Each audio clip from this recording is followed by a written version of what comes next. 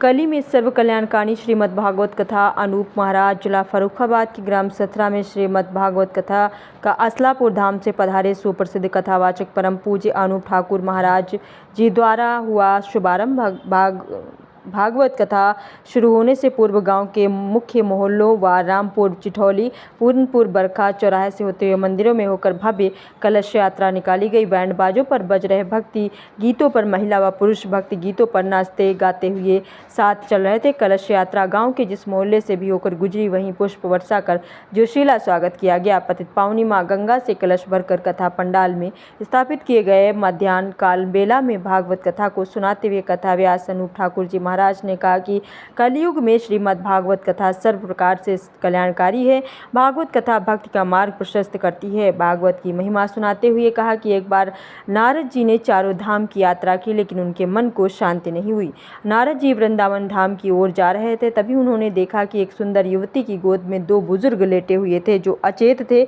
युवती बोली, महाराज मेरा नाम भक्ति है, यहाँ दोनों मेरे पुत्र हैं जिनके नाम ज्ञान और वैराग्य है। ये वृंदावन में दर्शन करने जा रहे थे, लेकिन ब्रज में प्रवेश करते ही ये दोनों अचेत हो गए, बूढ़े हो गए। आप इन्हें जगा दीजिए। इसके बाद देवश्री नारद जी ने चारों वेद, 6 शास्त्र और 58 पुराण गीता पाठ भी सुना दिया, लेकिन वो नहीं जागे। नारद ने ये समस्या मुनियों के समक्ष रखी। ज्ञान वैराग्य को जगाने का उपाय पूछा। मुनियों के बताने के बाद नारद जी ने हरिद्वार धाम में आनंद नामक तट पर भागवत कथा का आयोजन किया। मुनि कथा व्यास और नारद जी मुख्य परीक्षित बने। इससे ज्ञान और वैराग्य प्रथम दिवस की ही कथा सुनकर जाग गए। महाराज जी ने कहा कि भागवत कथा से धुंधकारी को मोक्ष प्राप्त हुआ। इसी के साथ महाराज जी द्वारा परीक्षित जन्म की कथा सुनाई गई।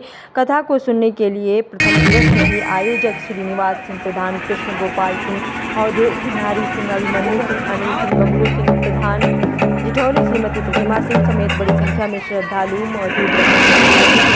जनरल संबंधित ब्यूरो चीफ सर्वजित कुमार त्रिपाठी।